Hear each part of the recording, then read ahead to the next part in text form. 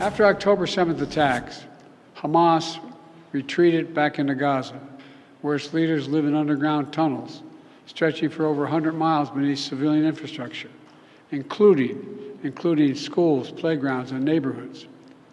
The past 4 months, as the war has raged, the Palestinian people have also suffered unimaginable pain and loss. Too many of the over 27,000 Palestinians killed in this conflict have been innocent civilians and children, including thousands of children. And hundreds of thousands have no access to food, water, or other basic services. Many families have lost not just one, but many relatives, and cannot mourn for them, even bury them, because they're not safe to do so. It's heartbreaking. Every innocent life in Gaza is a tragedy, just as every innocent life lost in Israel is a tragedy as well.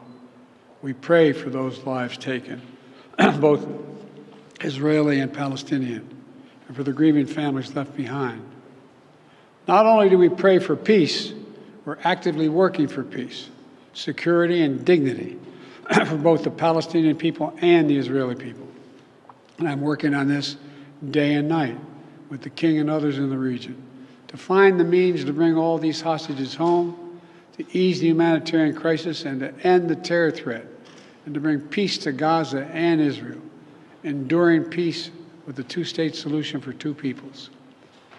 As the King and I discussed today, the United States is working on a hostage deal between Israel and Hamas, which would bring an immediate and sustained period of calm to Gaza for at least 6 weeks, which we could then take the time to build something more enduring.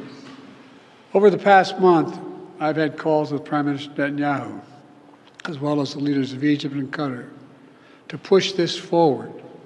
The key element of the deals are on the table. There are gaps that remain, but I've encouraged Israeli leaders to keep working to achieve the deal. The United States will do everything possible to make it happen. The King and I also discussed the situation in Rafah. As I said yesterday, our military operation in Rafah, the major military operation in Rafah, should not proceed without a credible plan for ensuring the safety and support of more than 1 million people sheltering there. Many people there have been displaced multiple times, fleeing the violence to the north, and now they're packed into Rafah, exposed and vulnerable. They need to be protected, and we've also been clear from the start. We oppose any forced displacement of Palestinians from Gaza. Today, the King and I also discussed in detail how to get more humanitarian aid into Gaza from the very beginning. My team and I have relentlessly worked to get more aid in. I urged Congress for months to make sure that our nation's support for Israel and also includes urgently needed aid for innocent Palestinians. And I've spoken repeatedly with partners across the region, including the King, to help facilitate the flow of such aid into Gaza as much as possible, and then to actually get to the people that are needed. We work to get the Rafah crossing open, we work to get Karim Shalom open, and we insist that both remain open. We're working to open other routes as well. And we're also working relentlessly to make sure aid workers can get the aid where it's needed once it gets through. I want to recognize Jordan and the King specifically for all he has done to provide humanitarian aid to Gaza, including just a few days ago. He personally got in a plane and helped conduct an airdrop of urgently needed medical supplies into Gaza.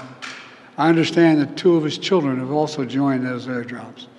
They help fly humanitarian supplies in. And for years, the Queen has been a passionate advocate for the Palestinian people, particularly women and children.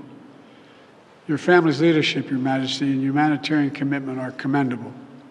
And at the same time, we're working to create the conditions for a lasting peace, as we talked a lot about upstairs. With the Israeli security guaranteed and Palestinian aspirations for their own state fulfilled. I say this as a lifelong supporter of Israel. That's the only path that guarantees Israel's security for the long term. To achieve it, Palestinians must also seize the opportunity. As discussed with the King today, the Palestinian Authority must urgently reform. so it can effectively deliver to the Palestinian people in both the West Bank and Gaza.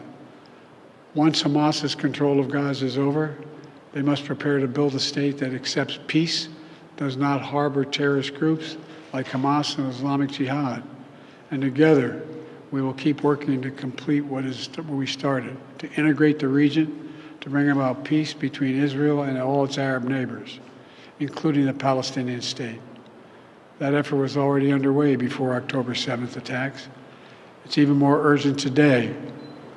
No one understands better than our allies and partners in the region, including the King, what we need.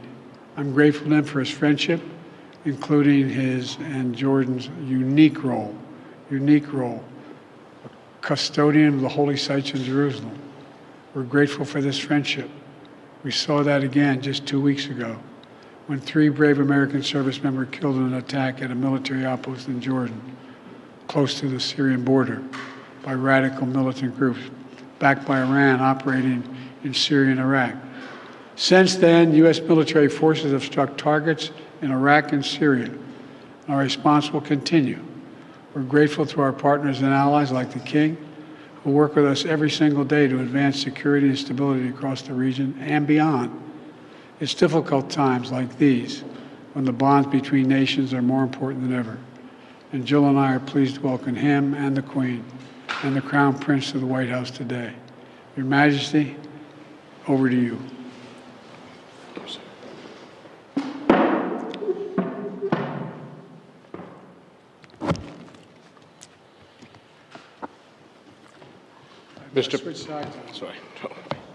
Mr. President, thank you for your gracious hospitality accorded to me and my delegation today. My visit today carries an added meaning, as our countries this year mark 75 years of exemplary strategic partnership. However, we had hoped we would be marking this major milestone during better circumstances in my region and the world. Unfortunately, one of the most devastating wars in recent history continues to unfold in Gaza as we speak. Nearly 100,000 people have been killed, injured, or are missing. The majority are women and children. We cannot afford an Israeli attack on Rafah. It is certain to produce another humanitarian catastrophe. The situation is already unbearable for over 1 million people who have been pushed into Rafah since the war started. We cannot stand by and let this continue. We need a lasting ceasefire now. This war must end. We must urgently and immediately work to ensure the sustainable delivery of sufficient aid to Gaza through all possible entry points and mechanisms. And I thank you, Mr. President, for your support on this. Restrictions on vital relief aid and medical items are leading to inhumane conditions. No other UN agency can do what UNRWA is doing in helping the people of Gaza through this humanitarian catastrophe. Its work in other areas of operation, especially in Jordan, where 2.3 million are registered, is also vital. It is imperative that UNRWA continues to receive the support it needs to carry out its mandate. The potential threat of Palestinian displacement beyond the borders of Gaza and the West Bank is something we view with extreme concern and cannot be allowed. At the same time, we must not ignore the situation in the West Bank and in the holy sites in Jerusalem. Nearly 400 Palestinians have been killed in the West Bank since October 7th, including almost 100 children and over 4,000 injured. Continued escalations by extremist settlers in the West Bank and Jerusalem's holy sites and the expansion of illegal settlements will unleash chaos on the entire region. The vast majority of Muslim worshippers are not being allowed to enter Al-Aqsa Mosque. Christian churches have also voiced concerns about increasing and unprecedented restrictions and threats. It is also important to stress that the separation of the West Bank and Gaza cannot be accepted. 7 decades of occupation, death, and destruction have proven beyond any doubt that there can be no peace without a political horizon. Military and security solutions are not the answer. They can never bring peace. Civilians on both sides continue to pay for this protracted conflict with their lives.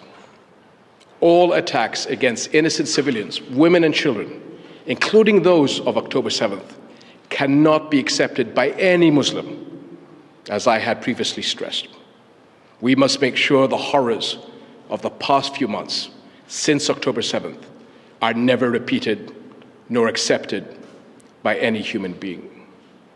We must together, along with Arab partners and the international community, step up efforts to reach a ceasefire in Gaza and immediately start working to create a political horizon that leads to a just and comprehensive peace on the basis of the two-state solution. An independent, sovereign, and viable Palestinian state with East Jerusalem as its capital, but living side by side with Israel in peace and security. This is the only solution that will guarantee peace and security for the Palestinians and the Israelis, as well as the entire region. Your leadership, my dear friend, Mr. President, is key to addressing this conflict, and Jordan is ready to work, as always, with you towards peace. Thank you.